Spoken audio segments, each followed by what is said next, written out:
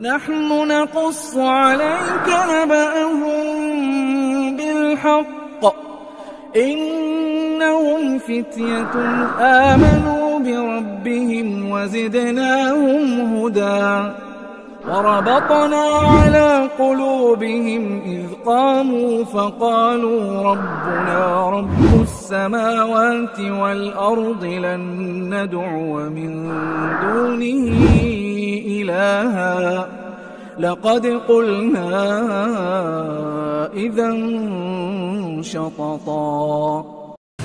Assalamualaikum warahmatullahi wabarakatuh. Alhamdulillah hamdan katsiran thayyiban mubarakan fi kama yuhibbu rabbuna wa yarda. Asyhadu an la ilaha illallah wahdahu la syarika lah wa asyhadu anna Muhammadan abduhu wa rasuluh. Shallallahu wassalamu ala Rasulillah wa ala alihi wa ashabihi wa man tabi'ahum bi ihsanin ila yaumiddin. Ya ayyuhalladzina amanu taqullaha haqqa tuqatih wa la tamutunna illa wa antum muslimun. Kaum muslimin, para jamaah, para penuntut ilmu yang dirahmati Allah Subhanahu wa taala. Alhamdulillah pada kesempatan malam yang berbahagia ini yang diisi dan berdoa kepada Allah Subhanahu wa taala, kita dapat berjumpa kembali dalam bahasan kita tentang Sahih Bukhari. Dan alhamdulillah pada kesempatan malam hari ini kita masuk ke bagian kedua dari Sahih Bukhari.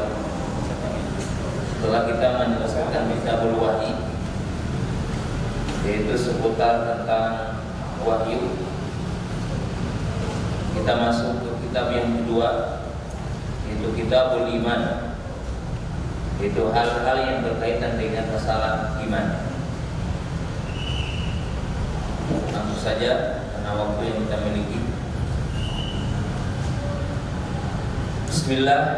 Bismillahirrahmanirrahim.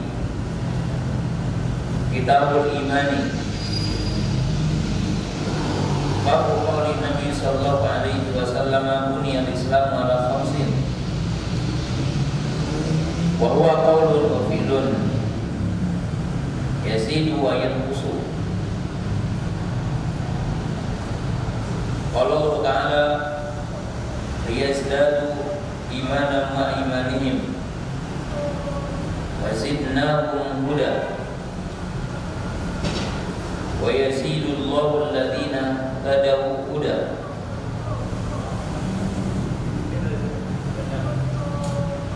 Waladina tadawu zadahum huda wa atahum taqwahum wa yazdada alladhina amanu imana ayyukum zadatu hadhihi imana fa amal ladina amanu fa zadatuhum imana wakhshawhum fazadahum imana. Wa qala ta'ala wa mazadahum illa imana wa taslima. Wa qala wal hubbu fillahi minal imani. Wa kataba Umar ibn Abdul Aziz ila Ali ibn Ali inna lil imani fara'idha wa syara'id wa hududa wa sunana wa man istakmalaha istakmala al-imana wa man lam yastakmilha lam yastakmil al-imana wa inna ish wa sabayyinuha lakum hatta ta'lamu biha wa in amana ala suhbatikum biharisin. Waqala Ibrahim, yani Ibrahim alaihissalam, walakin liyatma'inna qalbi. Waqala Mu'ad, ijlis bina nu'minu sa'ah. Waqala Ibnu Mas'ud, al-yaqinu al-imanu kullu. Waqala Ibnu Umar, la yablughul 'abdu haqiqatat taqwa hatta yada'a ma haqa fi sadri. Wa qala Mujahid, syar'a lakum min ad-din wa awsana ya Muhammad wa iyyahu dinan wahidan. Wa qala Ibnu Abbas, syir'atan wa minhaja ay sabilan wa sunnatan. Bab yang baru atau kitab yang baru, Kitabul Iman, yaitu sejumlah pembahasan tentang masalah iman. Dan mu'allif rahimahullah ta'ala, itu Imam Bukhari, di sini menulis lagi kalimat basmalah. Jadi dalam kitab yang baru beliau menyebutkan lagi Bismillahirrahmanirrahim, Kitabul Iman. Karena beliau tentunya telah melakukan jeda penulisan dari Kitabul Wahyi.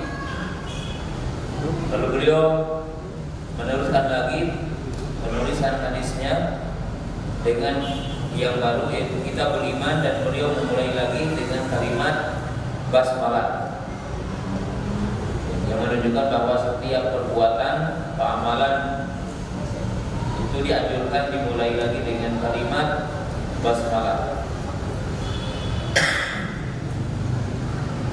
Kitabul Iman. Dalam kitab yang kedua atau judul yang kedua adalah berkaitan dengan masalah iman.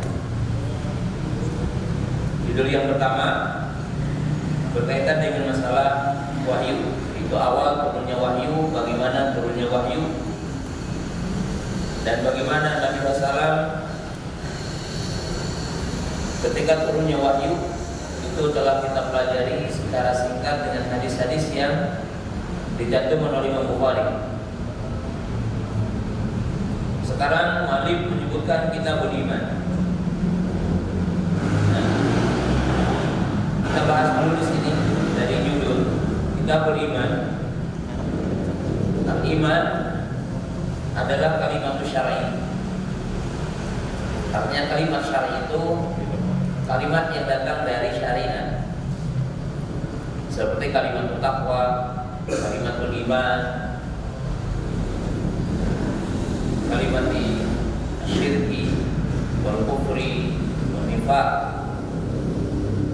Dikatakan kalimat syar'i karena definisinya akan ditinjau dari sisi syariat, yaitu datang dari lafaz-lafaz syar'i.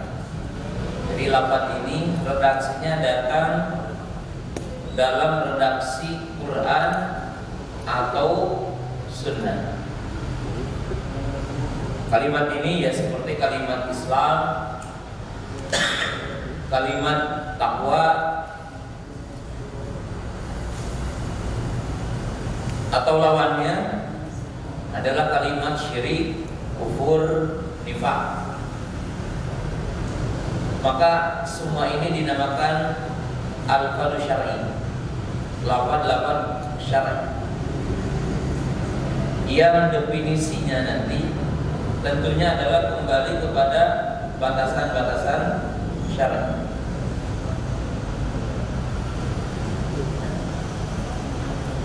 Nabi SAW telah mendefinisikan iman sebagaimana dalam hadis Jibril. Saya kira hadis Jibril mungkin hadis yang populer dengan umat Islam, walaupun dalam memahami maknanya tidak semuanya sama tingkatan memahami hadis Jibril. Hadis Jibril kita akan pelajari di penghujung Kitabul Iman, ya, yaitu nanti akan datang di bab, di penghujung bab ini. Dari bab iman nanti akan ada hadis Jibril. Dan hadis Jibril dalam Sahih Muslim ditempatkan sebagai hadis pertama. Dan hadis Jibril dalam kitab Arba'un Nawawiyah itu ditempatkan sebagai hadis nomor 2. Hadis pertama adalah innamal a'malu binniyat, hadis kedua adalah hadis Jibril. Maka Nabi Sallam mendefinisikan iman apa? Al-iman wa antu'mina billahi wa malaikatihi wa kutubihi wa rusulihi wal yawmil akhir wa antu'mina bil qadari khairihi wa syarrihi. Nabi Sallam telah mendefinisikan iman ketika ditanya oleh Jibril alaihi salam. Itu dalam hadis yang ma'ruf, hadis yang dikenal bahwa Nabi Sallam sedang duduk-duduk dengan para sahabat. Tiba-tiba muncul seseorang yang bajunya putih sekali, rambutnya hitam sekali, dan tidak ada bekas bepergian, tidak ada bekas debu di kainnya, bersih. Dan tidak ada yang mengenali seorang pun di antara para sahabat, Umar, Abu Bakar, dan para sahabat tidak ada yang mengenali malaikat Jibril siapa. Sehingga ia bertanya, "Ya Muhammad, akhbir bi anil Islam." Wahai Muhammad, kabarkan kepadaku tentang Islam. Maka disebutkanlah rukun Islam yang 5. Kemudian Jibril berkata, "Sadaqta, kau benar wahai Muhammad." Sehingga para sahabat itu kaget bahwa dia bertanya tapi membenarkan jawaban baginda Nabi Sallam. Lalu bertanya, "Man iman?" Apa itu iman? Al-iman wa antu'mina billah. Iman adalah kau beriman kepada Allah, beriman kepada malaikat-malaikat Allah, beriman kepada kitab-kitab Allah, beriman kepada rasul-rasul Allah, beriman kepada yaumul akhir, dan beriman kepada qada dan qadar. Itu definisi iman.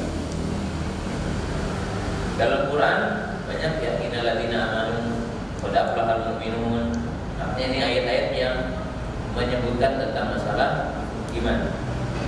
Innamal mu'minuna alladzina idza dzukirallahu wajilat qulubuhum wa idza tuliyat alaihim ayatun zadatuhum imanan wa 'ala rabbihim yatawakkalun. Ayatnya dan seterusnya. Nah, disitulah Nabi Sallam mendefinisikan iman. Nah, perlu diketahui bahwa Imam Bukhari mencantumkan kitabul iman. Apa yang akan beliau bahas dalam kitab yang kedua atau dalam judul yang kedua itu menginginkan maksud tertentu tentang masalah iman, bukan berbicara tentang rukun iman yang 6. Jadi bukan akan membahas tentang rukun iman yang 6.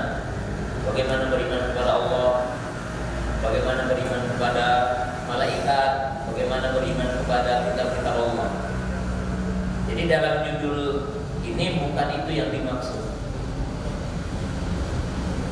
Tetapi yang dimaksud dalam judul ini dan hadis-hadis yang akan dibahas setelahnya dan berikut judul-judul yang ada dalam bahasan iman di sini adalah berkaitan dengan definisi iman yang dibahas oleh Ahlus Sunnah wal Jamaah tentang batasan-batasan iman dan hakikat iman, yang tentunya di situ telah terjadi penyimpangan dalam masalah iman, yaitu muncul 2 sekte yang menyimpang dalam masalah iman, yaitu munculnya kaum Khawarij, Mu'tazilah, dan munculnya kaum Murji'ah.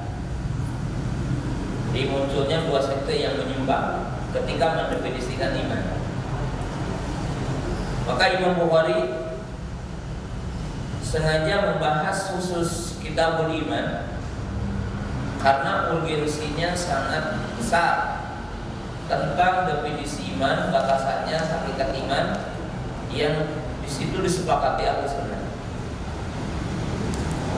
yang diselisihi oleh kelompok-kelompok yang menyimpang, yaitu kaum Khawarij yang sejalan dengan kaum Mu'tazilah, walaupun ada perbedaan sedikit, dan kaum Murji'ah yang dikenal oleh kita sekarang Murji'ah, dan nanti kita akan jelaskan.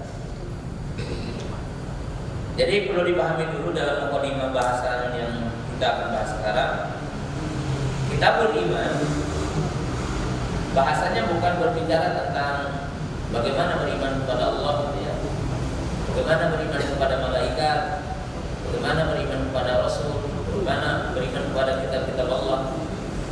Bagaimana beriman kepada yaumul akhir, bagaimana beriman kepada qada dan qadar, bukan itu bahasannya. Bahasan yang berkaitan dengan nama-nama Allah, namanya sifat-sifat Allah. Bahkan mungkin hadis berkaitan seputar rububiyah Allah, nama-nama dan sifat-sifat Allah itu akan dibawakan oleh mu'alif di penghujung kitab Sahih Bukhari. Itu nanti ada kitab tauhid di ujung pembahasan Sahih Bukhari. Dan berkaitan dengan masalah-masalah iman di ujung kitab ini. Tapi dalam kitabul iman ini nanti kita tidak akan belajar apa itu iman kepada Allah di dalam bahasan sekarang. Tapi bahasan sekarang itu akan membahas tentang mahiyatul iman, yaitu tentang ruang lingkup iman yang itu menurut ahli sunnah. Menurut ahli sunnah. Karena telah terjadi penyimpangan dalam masalah iman yang kita akan bahas pada kesempatan ini. Dan bahasan iman yang dalam poin kedua ini dibahas dalam hampir semua kitab-kitab akidah. Jadi bahasan iman yang kita akan bahas sekarang ini dibahas oleh para ulama dalam semua kitab-kitab akidah. Tapi bukan berbicara tentang rukun imannya, bukan berbicara tentang bagaimana berimannya dan perincian beriman itu seperti apa. Bukan itu. Tapi berbicara tentang definisi iman, hakikat imannya. Dalam semua kitab, seperti kitab Aqidah Tahawiyah, Aqidah Wasithiyah, Ushul Sunnah, Imam Ahmad, kemudian Syarh Sunnah, Imam Al-Barbahari, Syarh Ushul Sunnah, Imam Al-Lalakai, dan para ulama yang membahas tentang masalah akidah itu mencantumkan masalah iman. Dan Imam Sufyan Ibn Uyainah beliau mengungkapkan ungkapan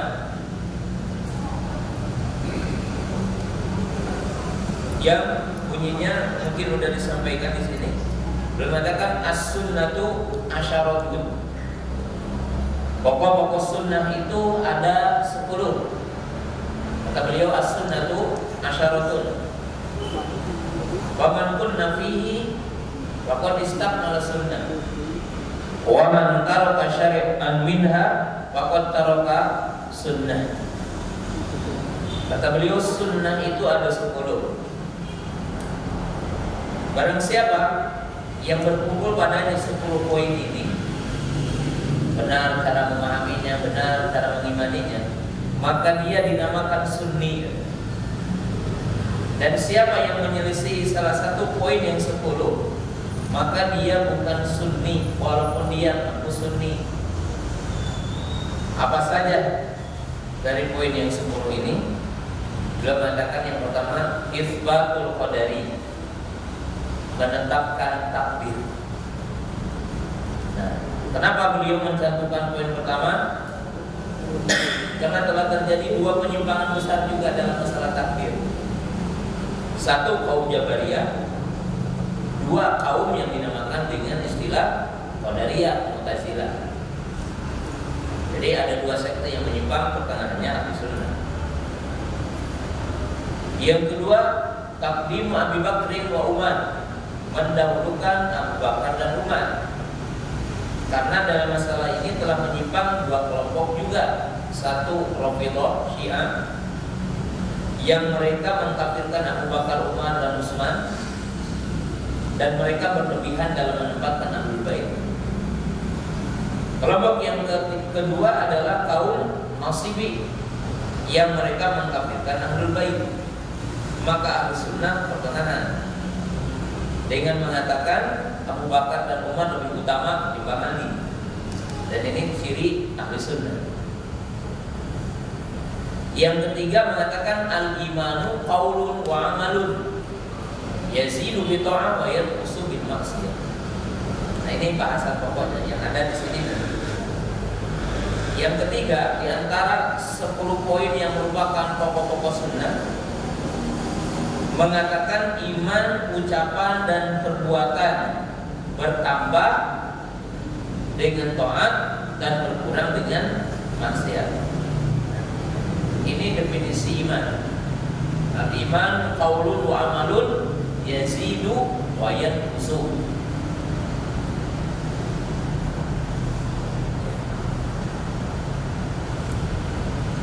Yang tujuhnya nanti lagi.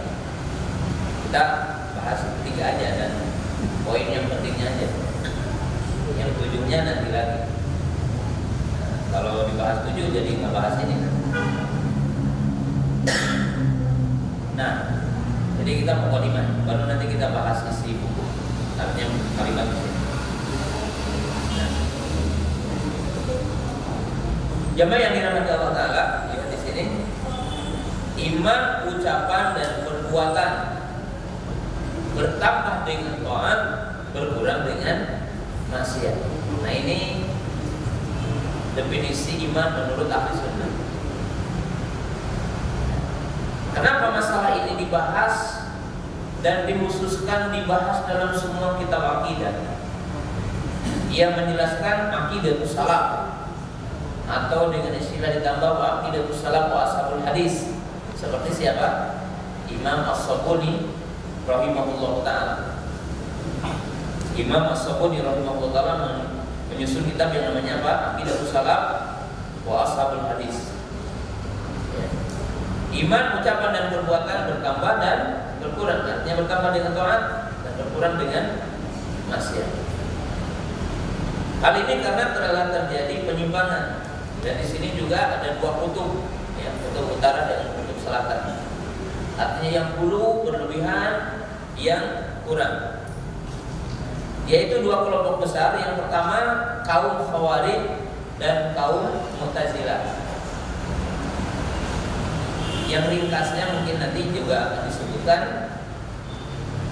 Kalau orang itu melakukan maksiat, melakukan dosa besar, berarti kafir, keluar dari Islam. Karena menurut mereka iman itu tidak boleh berkurang. Kalau berkurang berarti kafir. Bagaimana kosa bapak? Ini kutub Selatan atau utara, silakan namanya. Sedangkan kelompok yang kedua yaitu kaum Murji'ah, yang bahasan singkatnya mereka mengatakan maksiat tidak mempengaruhi iman. Mau melakukan zina, mencuri, ya imannya sama dengan yang menjaga sholat. Jadi ada dua versi. Ini berlebihan mengatakan pelaku dosa kafir. Ini pelaku dosa tetap imannya sempurna. Maka ahli sunnah pertengahan, mukmin naqisul iman, mukmin tapi imannya apa? Kurang. Nah, ini pembahasan masalah iman yang dibahas di sini, bukan berbicara tentang bagaimana beriman kepada Allah, rukunnya apa, seperti apa, tidak. Nah, itu bahasan. Qala Kitabul Iman. Al-iman merupakan bimana al-iqrar an-tasdiq. Qala ba'dul ulama al-iman bimana tasdiq. Iman secara bahasa sering dikatakan apa? Tasdiq. Itu apa? Membenarkan.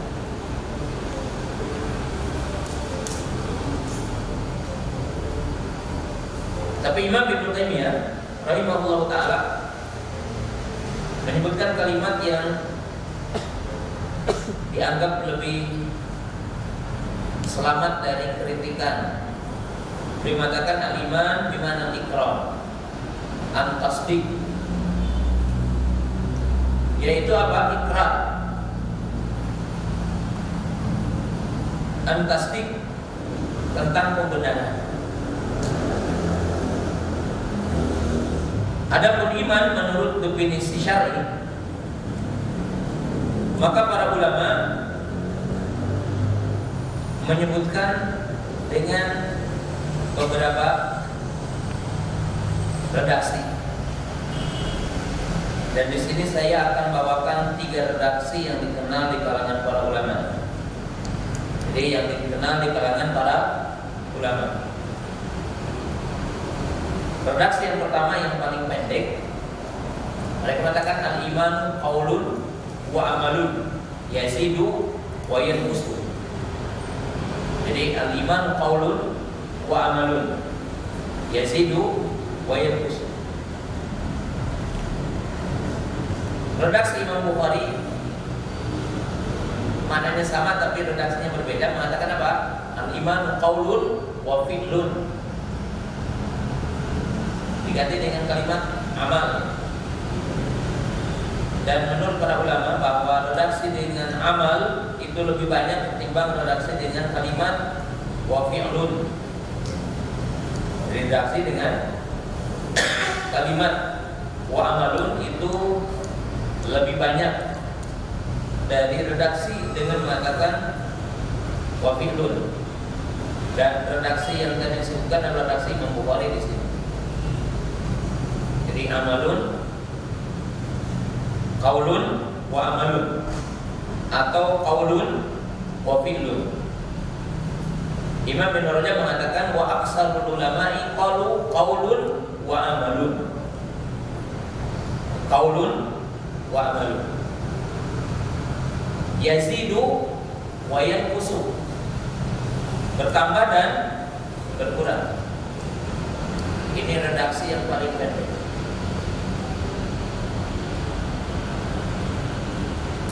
Redaksi yang kedua, mungkin ini yang sering didengar mungkin oleh kita ya. Di Indonesia sering kita dengar al-iman itu apa?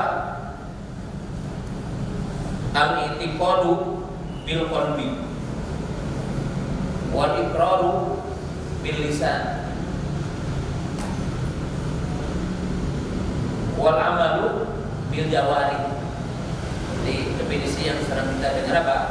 Al-iman al-i'tiqadu bil qalbi wal iqraru bil lisan wal amalu bil jawari.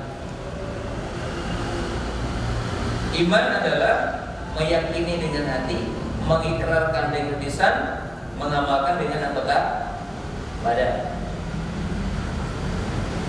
Nah, ini redaksi yang sering kita dapatkan dan tidak ada perbedaannya makna. Yang ketiga, para ulama mengatakan al-imanu khamsununat. Al-imanu khamsununat. Iman itu bergabung padanya 5 nun akhirnya. Khamsununat. Redaksi seperti apa? Begini redaksinya. Al-imanu i'tiqadun bil jinan. Ini i'tiqadun bil jinani.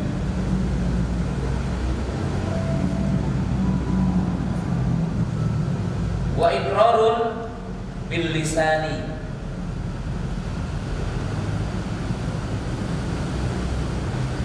Wa amalun bil arkani. Wa amalun bil arkani. Yazidu bi ta'atir rahmani. Yazidu bi ta'atir rahmani, nama Allah. Wa yanqusu bittiba'i syaitani. Ini wa yanqusu bittiba'i syaitani. Iman itu 5 nunnya. Yang dimaksud i'tiqadun bil jinan. Jinan qalb. Ya, i'tiqad dengan jinan yaitu hati ya sama. Wa iqrarun bil lisan, dan mengikrarkan dengan lisan. Wa amalun bil arkan. Arkan artinya anggota badan.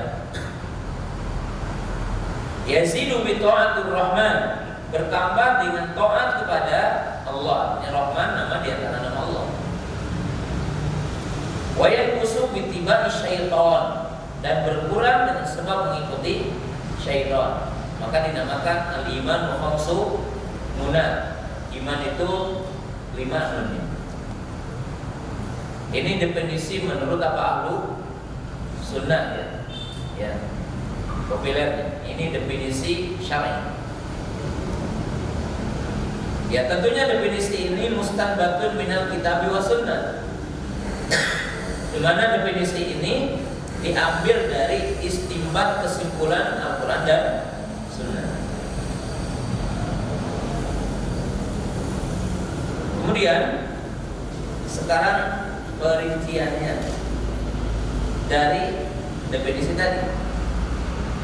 Kita tinggalkan definisi yang kedua dan definisi yang ketiga.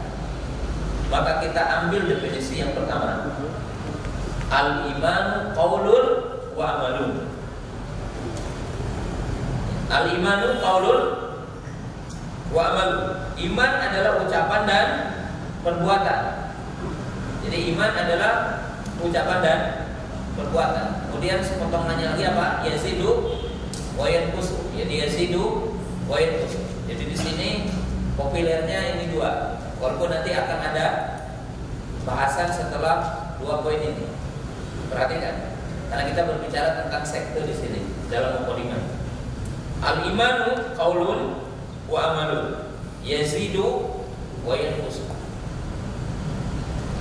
Ketika para ulama ahli sunnah mengatakan qaulun wa amalun, ini untuk menetapkan bahwa amal bagian dari iman. Jadi amal bagian dari iman. Ketika orang-orang Murji'ah mengatakan amal bukan bagian dari iman. Jadi ketika orang-orang Murji'ah mengatakan amal bukan bagian dari iman. Karena kata-kata irja itu maknanya takhir, yaitu mengeluarkan amal dari ruang lingkup apa? Iman. Maka Ahlussunnah mengatakan al-imanu qaulun wa amalun. Orang Khawarij dan orang Mu'tazilah sepakat dalam sepotong ini. Mereka mengatakan amal bagian dari iman. Yang tidak sepakat siapa?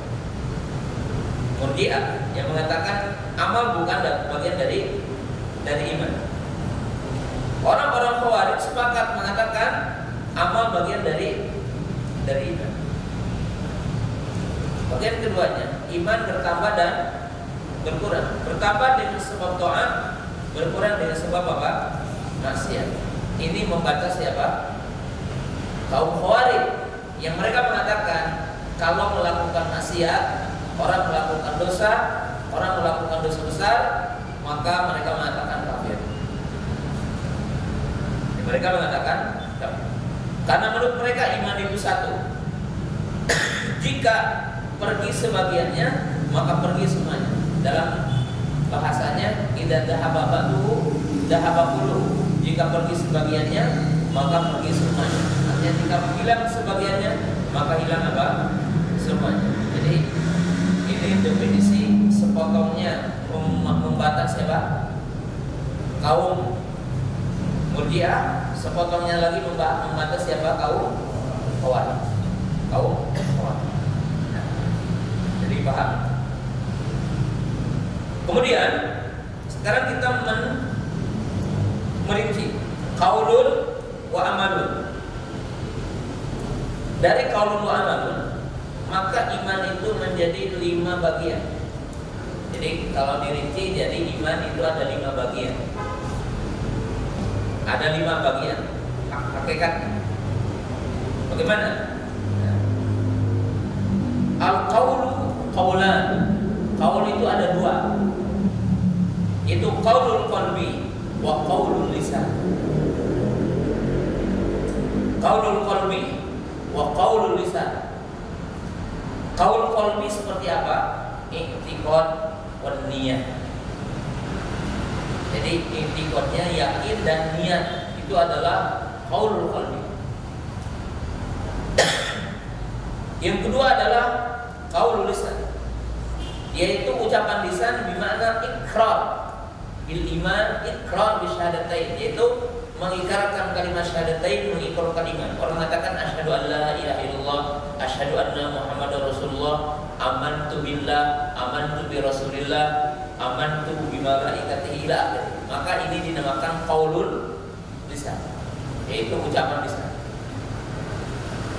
Wal amal, sedangkan amal maka masuk di dalamnya 3 hal. Amalul qalbi, amalul lisan, amalul jawari. Amal ini ada 3. Yang pertama adalah amalul qalbi, adalah amal hati. Kal mahabbati wal khaufi wal raja wal inabati wat tawakkuli wal khasyah wal rabbah. Yang pertama adalah amal hati. Ya, amal hati seperti apa? Rasa cinta, rasa takut, rasa berharap, tawakal dan yang lain. Yang kedua adalah amalul lisan. Yaitu kullu amalin la yu'addi ila bil lisan. Itu kata para ulama, setiap amalan yang tidak bisa ditunaikan kecuali dengan lisan. Kat tasbih, kat tahmid, kat takbir, kat tahlil, hauqala, hayyalah ila akhirih. Seperti ucapan subhanallah, alhamdulillah, Allahu akbar, la ilaha illallah, la haula wala quwwata illa billah, dan zikir yang lain. Maka ini dinamakan dengan amalu. Yang ketiga adalah amalu jawari, itu amal anggota badan. Amal anggota badan tentunya banyak, kesolati, wasaumi, ya, wal umrati, wal haji ila akhirih. Fakuluhal iman, maka semuanya adalah iman. Maka semuanya adalah iman. Jadi di sini semuanya adalah iman. Ini menurut siapa? Ahlu sunnah wal jamaah. Ini menurut ahlu sunnah wal jamaah.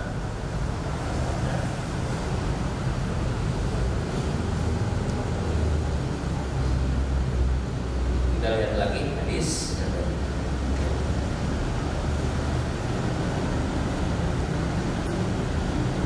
Qala kitabul imani, bab qauli Nabi sallallahu alaihi wasallam islamu ala khamsin. Bab sabda Nabi sallallahu iman dibangun di atas 5 fondasi. Nah, judul ini kita kesampingkan dulu untuk tidak dibahas malam ini. Yang jelas nanti bahwa Imam Bukhari dan para ulama akan juga dijelaskan. Mereka berbicara tentang masalah iman dengan Islam, ya. Dan Imam Bukhari mengatakan iman adalah Islam, Islam adalah iman. Jadi iman adalah Islam, Islam adalah iman. Wa huwa qaulun wa fi'lun, dan dia adalah ucapan dan perbuatan. Kebanyakan para ulama mengatakan dengan kalimat apa? Qaulun wa amalun. Yazidu ay yazidu bi ta'at wa yanqusu ay wa yanqusu bil ma'siyah. Kemudian muallif rahimahullah taala membawakan sejumlah ayat yang menunjukkan bahwa iman itu bertambah. Seperti ayat yang pertama, liyazdadu imanan wa iman, supaya menambah iman mereka atas iman. Ya, iman bertambah. Lalu beliau menyebutkan sejumlah ayat. Lalu timbul pertanyaan, Imam Bukhari mengatakan iman bertambah dan berkurang, tapi ayat yang disebutkan semuanya ayat yang menunjukkan bertambah saja. Mana ayat yang menunjukkan bahwa iman itu berkurang? Karena dalam bab ini atau dalam mukadimah kitab beriman itu Imam Bukhari memang tidak menyebutkan apa? Ayat yang menunjukkan iman apa? Berkurang. Maka Imam Syafi'i menjelaskan, ya, tentunya Imam Syafi'i sebelum Imam Bukhari. Imam Syafi'i berkata, semua ayat yang menunjukkan iman itu berkurang, semua ayat yang menunjukkan iman itu bertambah adalah sebagai dalil bahwa iman itu apa? Berkurang. Jadi semua dalil yang menunjukkan iman itu bertambah adalah dalil bahwa iman itu berkurang. Karena tidak ada penambahan kalau tidak ada apa? Pengurangan. Artinya tidak ada penambahan kalau tidak kurang. Maka itu adalah salah satu konsekuensi, ya, dalil.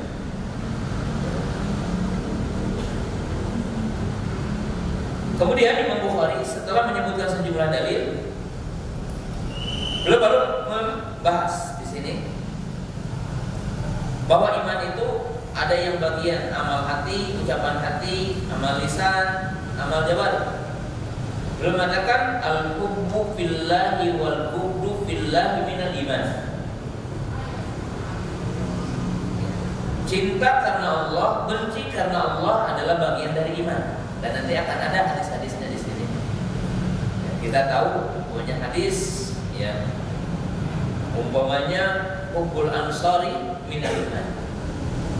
Cinta kepada orang Ansor adalah bagian dari iman. Akan datang setelah bab berikutnya. Dan Umar Ibn Abdul Aziz, hadis yang kita Bismillah. Alhamdulillah wassalatu wassalamu ala Rasulillah wa ala alihi wa ashabihi wa man tabi'ahum bi ihsanin ila yaumil amma ba'du. Kita lanjutkan. Qala wa kataba Umar ibnu Abdul Aziz ila Ali ibn Ali. Beliau adalah khalifah yang adil, ma'ruf bijalalatihi, dengan kemuliaannya dan kedudukan beliau. Banyak orang mengatakan dia adalah al-khalifah al-khamisah, sebagai khalifah yang kelima. Tapi ungkapan ini kurang tepat dan bisa dianggap keliru, ya. Sebagian orang mengatakan bahwa khilafahan Umar Ibnu Abdul Aziz itu dikatakan sebagai khalifah yang kelima. Ini memang tidak tepat dan tidak pantas, karena walaupun beliau adalah orang yang adil dan mengikuti dari kekhilafahan Abu Bakar dan Umar, tapi tetap tidak akan melebihi keutamaan dari generasi sebelumnya. Yaitu kita tahu bahwa sebelumnya ada Al-Hasan Ibnu Ali dan ada siapa? Muawiyah Ibnu Abi Sufyan, dan keduanya adalah sahabat. Oleh sebab itu masa Al-Hasan Ibnu Ali dan masa Muawiyah itu tetap lebih afdal, lebih utama dari masa Umar Ibnu Abdul Aziz rahimahullah ta'ala. Beliau mengatakan inna lil imani faraidha wa syara'i'a wa hududan wa sunnana. Sesungguhnya untuk iman itu ada perkara-perkara yang difardukan, syariat, yang di sini halal haram, kewajiban-kewajiban, batasan-batasan, dan sunnah.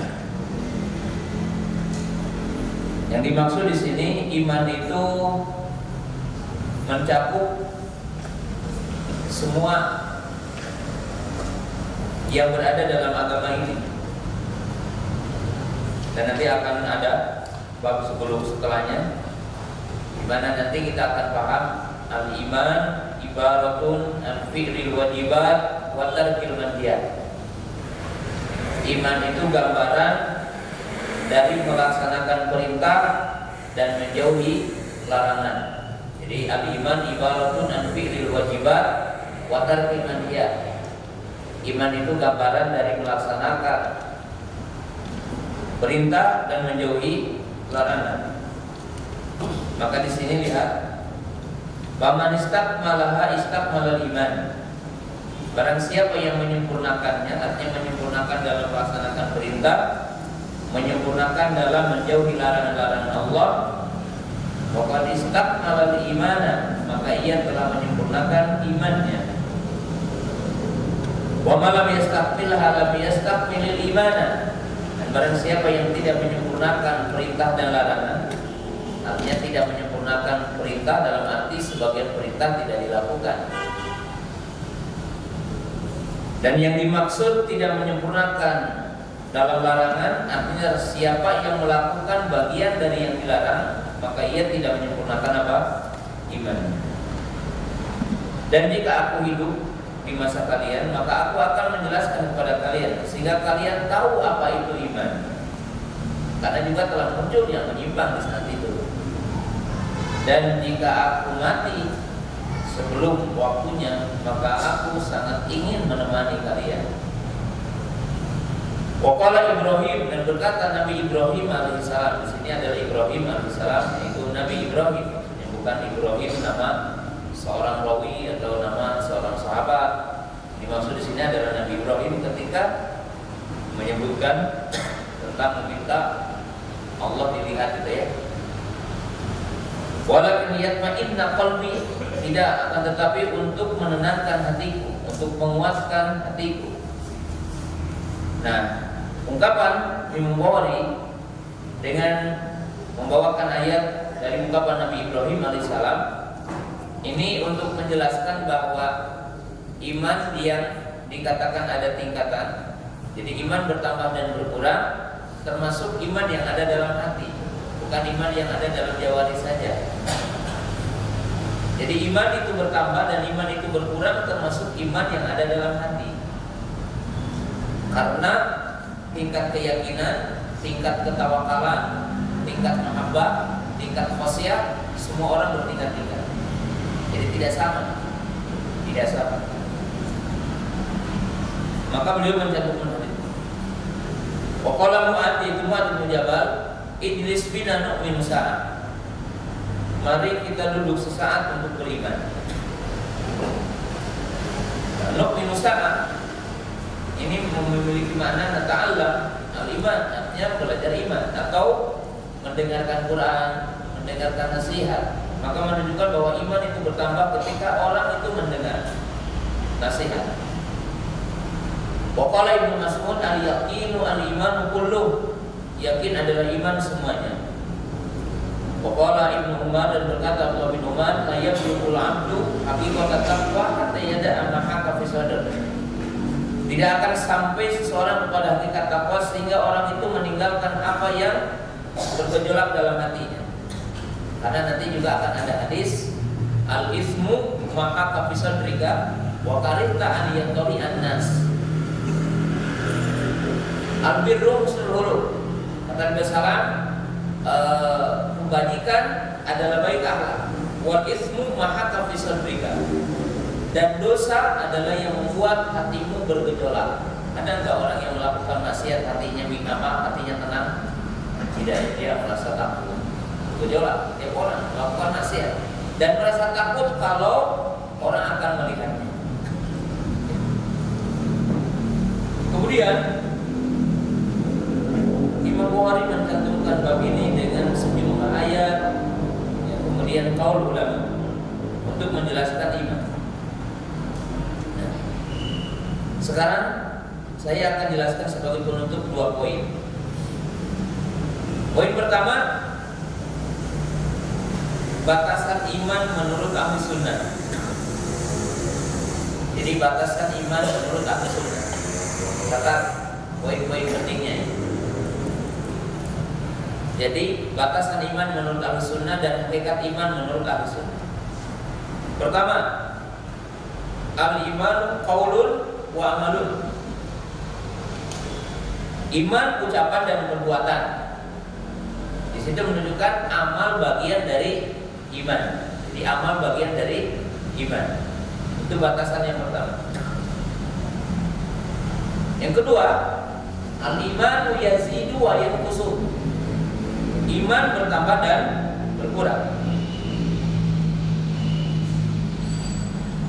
Sebagaimana kita tahu, ya, iman itu kan tidak stabil. Itu orang kadang tidak stabil, kadang bertambah, kadang lemah. Maka yang kedua, iman bertambah dan berkurang. Maksudnya bertambah dengan taat, berkurang dengan maksiat. Itu yang kedua. Yang ketiga, al-imanu syu'abun wa darajat. Jadi al-imanu syu'abun wa darajat. Ada dua bagian di sini. Yang ketiga, iman adalah bercabang.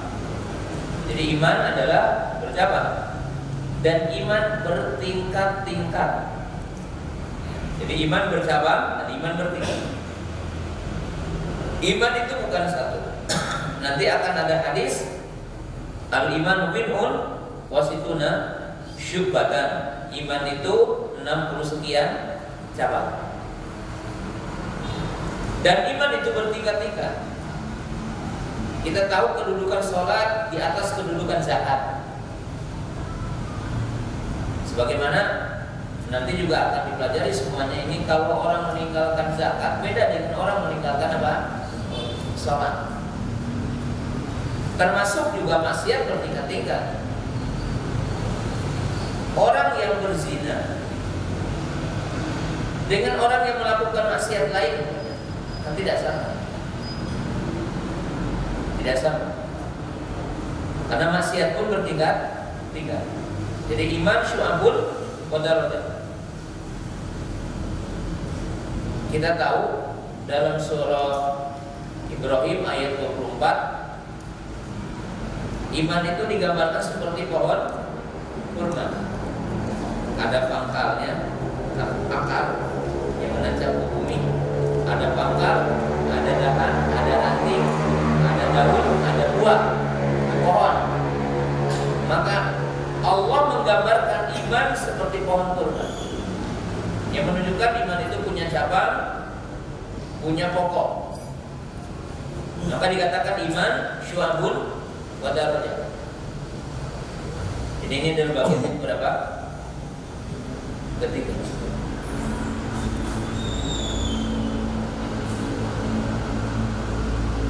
Keempat, wa ahlul imani yatafawatu wa yatafawwalu. Ini ahlul imani yatafawatu wa yatafawwalu. Yang keempat, ahli sunnah meyakini bahwa orang beriman itu bertingkat-tingkat imannya. Jadi orang beriman itu bertingkat-tingkat imannya. Dalam istilah para ulama mengatakan imanu Abi Bakrin laisa ka imanina. Imanu Jibrila laisa ka imanina. Imannya Abu Bakar tidak sama dengan imannya kita. Imannya malaikat tidak sama dengan imannya kita. Orang yang mengatakan iman Abu Bakar sama dengan iman kita, ya, maka itu adalah salah satu pintu zindik. Karena inilah Murji'ah, ya, pintu dari Murji'ah. Bahwa orang beriman tidak sama tingkatannya. Satu dengan yang lainnya apa? Tidak sama. Dan disitulah salah satu para ulama mengkritik kepada Imam Tahawi nanti, ya. Kalau kita belajar kitab Tahawiyah, salah satu ketergelinciran Imam Tahawi mengatakan wa ahlu sawa, ya, wa ahlu fi aslihi sawa dalam nazamnya. Itu yang dikritik oleh para ulama karena Imam Tahawi itu, ya, ada sedikit ketergelinciran di mana ada keterpelesetan condong kepada Murji'ah, walaupun Murji'ahnya adalah Murji'ah fuqaha. Murji'ah. Maka Ini 4 batasan utama tentang definisi iman menurut ahli sunnah. Jadi yang pertama iman qaulun wa amalun. Kedua mengatakan apa? Al-iman yazidu wa yanqusu. Al-iman syu'abun wa darajat. Ahlul iman yatafawatu wa yatafadalu. Nah, inilah yang disebutkan oleh ahli sunnah tentang masalah iman. Di sana ada 2 penyimpangan. Yang pertama yang dinamakan murji'ah atau yang dikenal dengan istilah irja'. Murji'ah ada dari kalimat irja'. Irja' artinya adalah takhir. Yang dimaksud adalah takhirul amal an musammal iman. Murji'ah ini dimaksudkan adalah orang-orang yang mengeluarkan amal dari penamaan iman. Jadi yang mengeluarkan amal dari penamaan iman, maka dinamakan dengan murji'ah. Dan murji'ah ini ada 3 kelompok atau dibagi 2 istilah, bulat, berbulat. Tapi dibagi para ulama ada 3 kelompok murji'ah. Yang pertama yang dikenal dengan murji'ah Jahmiyah. Murji'ah Jahmiyah, yaitu murji'ah pengikut Jahmi bin Safwan yang mengatakan al-imanu mujarradul i'tiqad dunal qaul wa dunal amal. Iman itu cukup dalam hati, ya. Tidak perlu ikrar, tidak perlu amal. Maka dalam keyakinan mereka atafir amal pun mu'min. Karena dalam ayat wastaiqonat anfusuhum dzulman wa uluwan. Yang kedua yang dikenal dengan murji'ah karamiyah, mengikut Muhammad bin Karam dari kaum Falasifah yang mengatakan al-imanu mujarradul qaul. Iman itu cukup ikrar saja dengan lisan, tidak perlu yakin, tidak perlu amal. Sehingga orang-orang munafik menurut mereka mukmin karena mereka mengikrarkan dalam lisan. Yang ketiga yang dikenal dengan murji'atul fuqaha. Mereka mengatakan iman i'tiqad wal iqrar wal amal laisa minal iman. Mereka mengatakan bahwa iman itu cukup dalam hati dan cukup dalam lisan, dan amal tidak termasuk bagian dari iman. Jadi amal tidak termasuk bagian dari iman. Ini dikenal dengan istilah murji'ah fuqaha. Dan Imam Abu Hanifah rahimahullah taala ini termasuk yang dibicarakan oleh para ulama main atau condong kepada murji'ah fuqaha, ya, murji'ah fuqaha. Dan setelahnya ya tentunya seperti Imam Tahawi juga, walaupun para ulama menjelaskan bahwa Imam Abu Hanifah rahimahullah taala ya tidak bisa dikategorikan sebagai ahli bidah. Beliau tetap ahli sunnah, ya, dikarenakan kedudukan beliau dan artinya amal beliau membela tentang sunnah. Dan sebagai para ulama mengatakan bahwa Imam Abu Hanifah adalah telah merujuk dari kaulnya, atau ya paling tidak beliau tetap mengatakan bahwa maksiat mempengaruhi kepada iman, dan orang yang meninggalkan amal adalah terpengaruh imannya. Dan kita tidak perlu memperpanjang itu, hanya saja itu adalah pengetahuan saja dari sisi bahwa para ulama telah membicarakan tentang masalah ini. Jadi para ulama telah membicarakan masalah ini. Nah, jadi ini murji'ah. Jadi intinya murji'ah itu mengeluarkan amal bagian dari iman. Konsekuensi mereka maka otomatis terjerumus kepada 3 kekeliruan dalam masalah iman. Jadi 3 kekeliruan dalam masalah iman. Pertama, kekeliruannya tidak memasukkan amal bagian dari iman. Jadi amal tidak termasuk bagian dari iman, sehingga di situ dinamakan murji'ah. Yang kedua, otomatis mereka mengatakan juga iman tidak bertambah. Jadi iman tidak bertambah. Karena menurut mereka iman yang dalam hati ya tetap. Yang ketiga, dan ini bahaya. Itu apa? Bahwa maksiat tidak mempengaruhi apa? Iman. Seperti orang kafir katanya melaksanakan amal soleh ya tidak berguna. Maka demikian juga kalau orang beriman melakukan maksiat ya tidak mempengaruhi apa? Iman. Jadi tidak mempengaruhi apa? Iman. Dan ada sesuatu yang poin keempat ya. Tapi ini dalam arti konsekuensi, bukan dalam kategori masalah iman. Itu apa? Bahwa Murji'ah ini otomatis akan taktil syariat Islam. Jadi Murji'ah ini punya konsekuensi akan meninggalkan syariat Islam. Kenapa? Karena orang yang tidak sholat sama dengan orang yang sholat. Bahwa syariat Islam ini nanti akan ditinggalkan karena apa, orang yang tidak beramal ya tidak mempengaruhi imannya. Orang yang tidak berhukum dengan hukum Islam ya sama saja. Dan ini apa? Berbahaya. Paham ini? Itu paham apa? Murji'ah. Yang tadi dalam 3 kata walaupun tentunya kalau Murji'ah fuqaha tidak dikeluarkan dari Islam, tapi kalau Murji'ah Jahmiyah dan Karamiyah mukhrij an dinil Islam. Karena orang yang mengatakan iman cukup dalam hati dan orang yang mengatakan iman cukup dalam lisan, maka ini sekte yang menyimpang dan keluar dari Islam. Tidak termasuk ahlul qiblah. Tidak termasuk ahlul qiblah. Nah, sedangkan penyimpangan yang kedua yaitu penyimpangan dari kalangan orang-orang Khawarij dan Mu'tazilah. Mereka sepaham dalam makna umum iman, ucapan dan perbuatan. Tapi mereka mengatakan iman tidak boleh berkurang.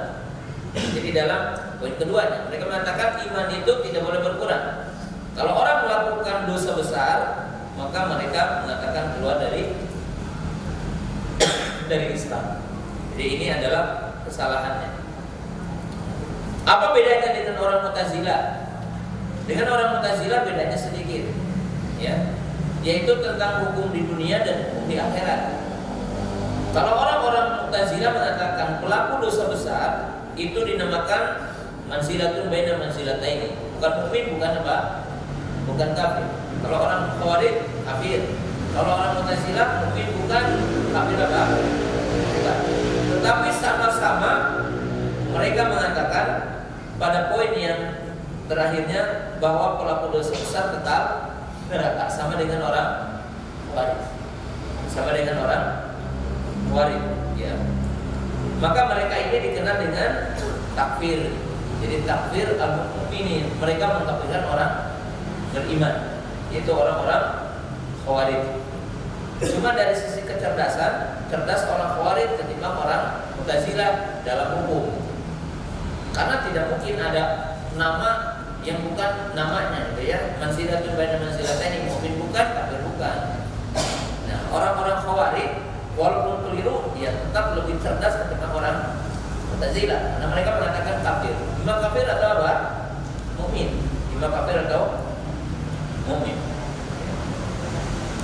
Nah, sedangkan ahli sunnah mengatakan pelaku maksiat atau orang yang melakukan dosa dia adalah mukmin naqisul iman. Maka di sini dinamakan akidah ahli sunnah adalah akidah wasatiyah, akidah yang pertengahan, yaitu antara dua kubu yang hulu dan kubu yang kurang. Artinya yang mereka itu tasahul, menganggap remeh. Nah, demikian apa yang kita bisa pahami dulu dari Qadimah Kitabul Iman, dan apa yang kita akan bahas dari bab-bab setelahnya itu menjabarkan masalah ini. Jadi menjabarkan tentang perincian iman dan hakikat iman, tapi bukan membahas tentang apa? Tentang bahasan iman kepada Allah seperti apa. Nggak akan dibahas sekarang. Nanti dibahas di ujung kitab ini. Di ujung kitab ini, yaitu dalam kitab Tauhid. Sampai di sini dan kita buka pertanyaan.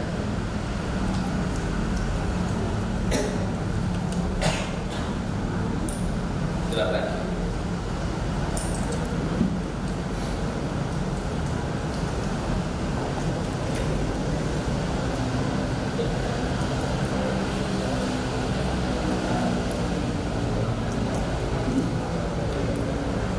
Ada pertanyaan?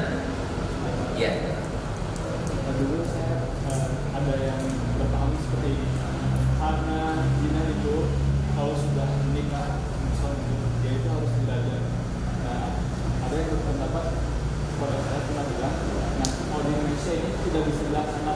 kudusnya itu, maka orang ini sudah tidak ada harapan masuk surga lagi. Saat ini si muslim sudah menikah ini merupakan sunnah.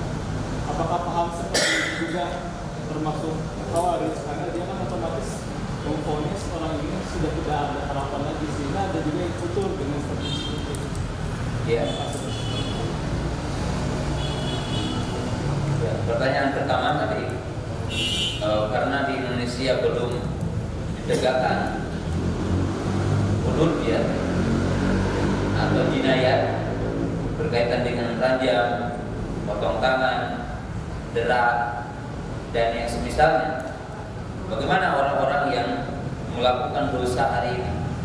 Dia berzina, tidak diderak, atau berzina tidak dirajam, mencuri tidak dipotong tangan, kemudian minum khamar tidak diderak. Apa nasib mereka? Nasib mereka. Maka jawabannya adalah belum disebutkan poin yang kelima oleh saya tadi dari pokok-pokok akidah Ahlussunnah. Jadi dari pokok-pokok akidah Ahlussunnah itu apa? Bahwa ahlul iman, al-muwahhidun. Saya dulu najanya. Jadi artinya bahwa orang beriman dan orang-orang yang bertauhid itu akan masuk surga semuanya. Walaupun ada yang ke neraka dulu. Walaupun ada yang ke neraka dulu. Tapi bahasanya kita tangguhkan. Pahami itu aja, karena itu akidah ya. Sepotong pun akidah harus diyakini oleh kita. Tapi untuk menjawab pendapat ini, sebelum mengatakan murji'ah apa, khawarij atau apa gitu, kita katakan begini, bahwa semua dosa selain syirik diampuni Allah. Jadi semua dosa selain syirik diampuni Allah. Tapi juga tidak boleh orang mengatakan tidak apa-apa melakukan maksiat akan diampuni ini, dan itu tidak boleh juga, karena itu paham murji'ah. Allah berfirman, "Innallaha la yaghfiru an yushraka bihi wa yaghfiru ma duna dzalika liman yasha." Sesungguhnya Allah tidak mengampuni dosa syirik dan akan mengampuni dosa selainnya. Maka termasuk dosa berzina, dosa mencuri, dosa membunuh dan sebagainya akan diampuni Allah kalau Allah menghendaki. Maka ini jawaban yang pertama. Jawaban yang kedua, bahwa dosa manusia yang dilakukan di dunia itu akan terhapus. Hukuman untuk di akhirat dengan beberapa sebab. Amin. Dosa yang dilakukan oleh seorang hamba di dunia ini akan ditiadakan hukumannya nanti yaumul qiyamah dengan beberapa sebab. Pertama, karena dia beristighfar, bertaubat di dunia ini. Dia bertaubat dan beristighfar di dunia ini.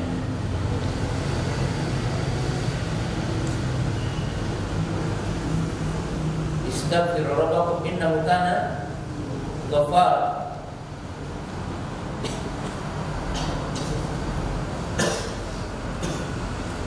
Jika orang bertaubat dengan syarat-syarat yang sudah dipahami oleh antum, didengar ya dari para ulama, para ustaz, syarat bertaubat ya, maka Allah akan mengampuni dosa mana tuh? Dosa syirik, dosa berzina, dosa mencuri, dosa membunuh. Jika orang bertaubat dan berhenti dari semua dosanya itu, maka akan dihapus. Walaupun tidak ditegakkan hukuman kepada dia, karena Allah memerintahkan kita bertaubat dan beristighfar. Yang kedua, bahwa hukuman di akhirat itu juga akan tiada, salah satunya dengan sebab ditegakkan hukum di dunia. Jadi hukuman Allah di dunia. Dan hukuman Allah di dunia juga ada dua. Ada hukuman dalam arti hudud, orang mencuri di apa? Di batang tanah. Maka dengan sebab itu, menurut banyak ulama, terhapuslah dosanya. Bahwa nanti yaumul kiamat tidak akan lagi dihukum. Dengan sebab apa? Ditegakkan hukum lagi. Yang kedua, hukuman dalam arti Allah menimpakan hukuman berupa musibah. Orang melakukan dosa, lalu Allah menimpakan musibah kepadanya. Maka musibah ini menghapus apa? Menghapus dosa, sebagaimana dalam hadis-hadis yang telah kita tahu. Jadi dosa ini terhapus dengan banyak sebab. Terhapus dengan banyak sebab. Sebab yang lain apa? Doa orang mukmin. Ya. Sebab yang lain apa? Ada kebaikan yang lebih banyak dari kekeliruannya. Orang pernah melakukan berzina, dosa-dosa besar, tidak diragukan. Tapi dia banyak amal yang lain. Sholat 5 waktu dijaga, tidak mungkin saja. Sholat 5 waktu tidak pernah ini, bahkan sholat malam dia bersedekah, berzakat, tapi berzina. Sekali lagi berzinanya, ini dosa besar. Tapi dia banyak amal yang lain. Bukankah kita mengetahui ayat faman thaqulat mawazinuhu bahwa fi syati radiyah wa amma man khaffat mawazinuhu wa ummuhu hawiyah wa ma adraka ma hiya narun hamiyah. Menunjukkan bahwa nanti ada timbangan amal. Timbangan apa? Dan ada satu yang itu hak mutlak Allah. Itu apa? Allah memaafkan siapa yang Allah kehendaki. Maka dengan itu Ahlus Sunnah tidak bisa mengatakan orang melakukan dosa orang Jawa Barat masih etap di neraka enggak bisa. Kenapa? Karena Allah memaafkan dengan hak Allah sendiri. Nah, orang yang tadi pertama ya yang berpendapat tadi itu orang yang mencomoti ayat-ayat sepotong-sepotong. Sebelum saya mengatakan itu khawarij atau apa pendapat. Yang jelas orang yang berpendapat semacam itu orang yang mencomoti sepotong-sepotong ayat. Orang yang memahami agama ini sepotong-sepotong dalil. Dia tidak universal memahami hadis dan ayat-ayat Quran. Ya. Adapun orang yang berkata begitu ya, kalau paling sederhananya kita berkata terindikasi pemahaman apa? Khawarij. Ya. Adapun kita mengatakan saya tak khawarij ya jangan dulu gitu ya. Karena tidak setiap orang berpendapat begitu berarti dia apa? Khawarij, mungkin karena belum paham, karena dia adalah ya jauh dari ilmu gitu ya. Kalau masalah itu, tetapi ada dalam bagian pemahaman apa? Khawarij. Ada dalam bagian pemahaman Khawarij. Ya. Silakan. Lagi. Untuk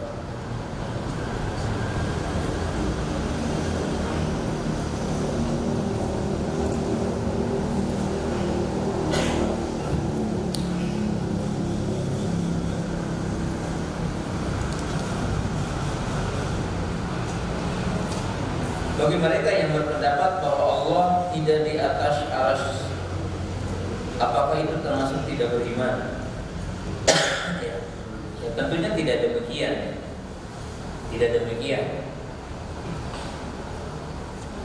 Akan tetapi jamaah yang dirahmati Allah Subhanahu wa taala, ya, syubhat yang menimpa pada sebagian kaum muslimin, bahkan bukan hanya sebagian orang awam, sebagian orang-orang berilmu tentang masalah tertentu dalam masalah iman. Jadi tentang masalah-masalah tertentu dalam masalah iman, seperti berkaitan dengan masalah Aina Allah, di mana Allah. Tentang masalah istiwa Allah, istiwanya Allah. Jadi istiwanya apa Allah? Hal ini disebabkan karena adanya syubhat. Syubhat itu adanya kesamaran dalam memahami sebagian ayat, sebagian hadis, dan dalam munculnya pendapat-pendapat seputar itu. Jadi seputar itu. Nah, kita ingin menjelaskan nanti bahwa dalam Sahih Bukhari menjelaskan pendapat Ahlus Sunnah tentang sifat-sifat Allah. Jadi dalam masalah iman ada dua kelompok ya. Kelompok yang pertama siapa tadi? Khawarij. Kelompok yang kedua apa? Murji'ah. Di dalam masalah nama dan sifat Allah ada dua kelompok juga yang menyimpang. Yang pertama, Ahlul Ta'til, yang mereka itu mengatakan Allah tidak punya nama, Allah tidak punya sifat. Ahlul Ta'til. Yang kedua adalah Ahlul Tamtsil atau Tashbih, yaitu orang-orang yang mengatakan sifat Allah dan nama Allah sama dengan makhluknya, yang dinamakan mumatsilah musyabihah. Dan kalau mau disebutkan ada kelompok ketiga selain ahli sunnah, yaitu yang menetapkan sebagian nama, sebagian sifat dan mengingkari sebagiannya.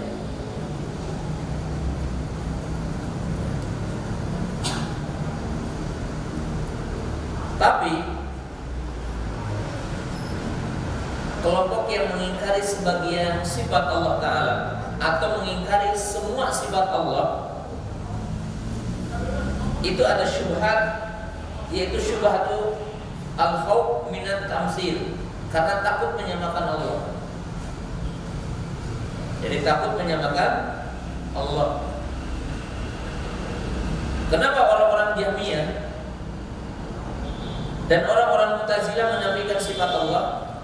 Karena dalam akal mereka menetapkan nama dan sifat itu menyamakan Allah dengan makhluk. Maka mereka mu'attil. Bahkan ada yang tidak salah dipahami.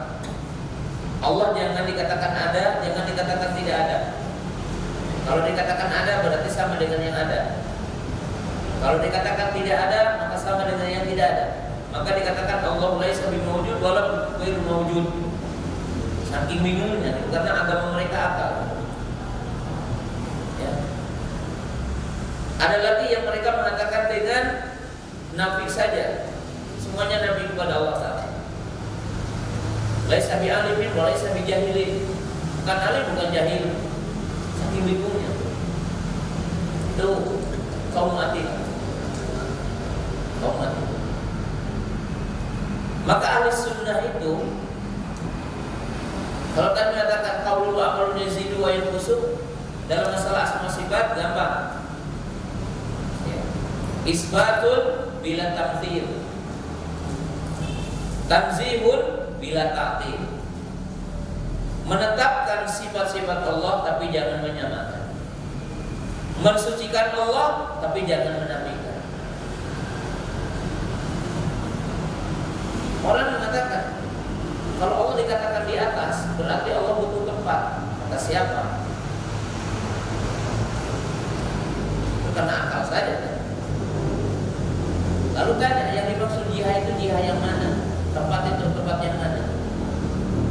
Kalau yang dimaksud tempat adalah yang dilingkupi atau yang diliputi oleh bumi langit, ya Allah tidak akan. Kenapa? Karena Allah lebih besar dari bumi dan langit. Tapi kalau yang dimaksud dengan jihad untuk Allah tinggi di mana? Yang tinggi di seluruh makhluknya. Maka ini jihad bukan yang dimaksud. Tidak dalam kategori yang kita takuti. Kita takuti. Kita katakan Allah punya ilmu, punya ilmu. Sama nggak dengan makhluknya? Ya tidak sama. Sama juga, kalau istiwa enggak? Istiwa, sama nggak dengan makhluknya? Ya tidak sama. Kan gampang. Seperti antum mengatakan Allah mendengar, sama nggak dengan makhluknya? Ya tidak sama. Antum takut nggak mengatakan Allah disifati dengan tangan? Kenapa takut? Allah yang mengatakan yadullahi maksud bal yadahu maksud tangan. Lima khalaqtu biyadayya. Yang suatu wayak bidu. Allah menggenggam bumi dengan tangan apa? Kanan. Kalau menggenggam dengan apa? Dengan tangan. Berarti tafsir ya. Nah, kalau kita katakan Allah seperti dengan tangan, apa yang menjadi sulit bagi kita? Karena apa yang ada dalam kita kalau tangan berarti sama dengan makhluk. Itu akal kita.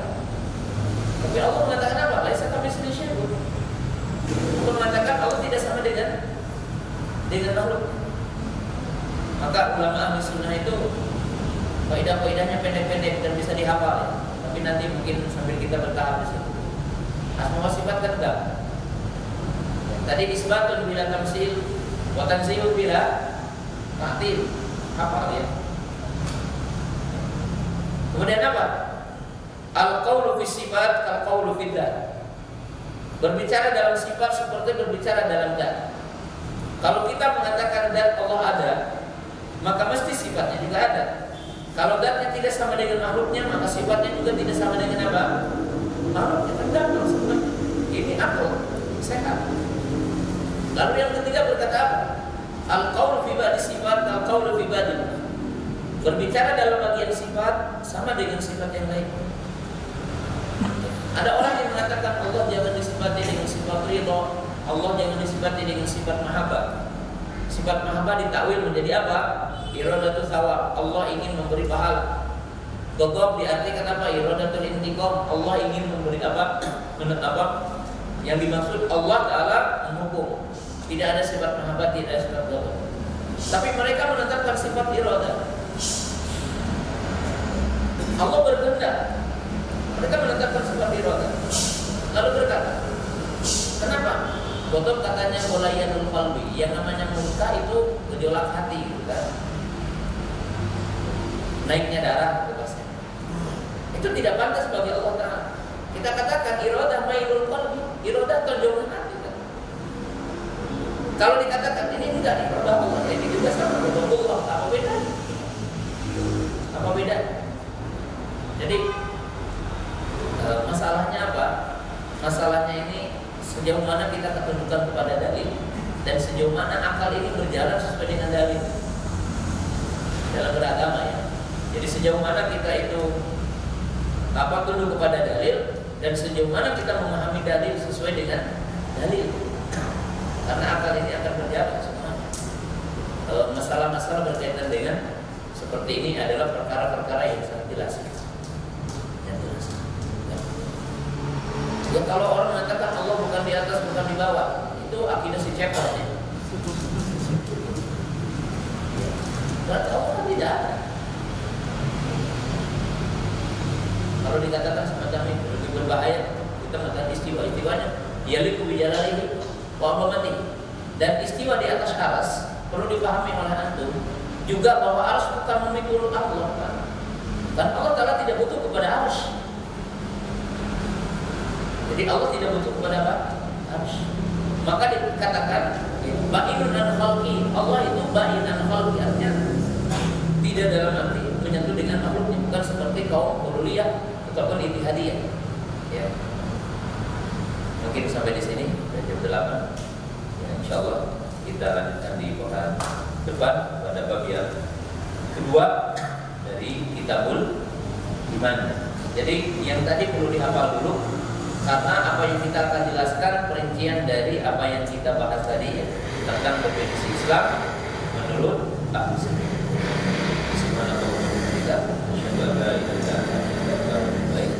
Assalamualaikum. Berubahnya.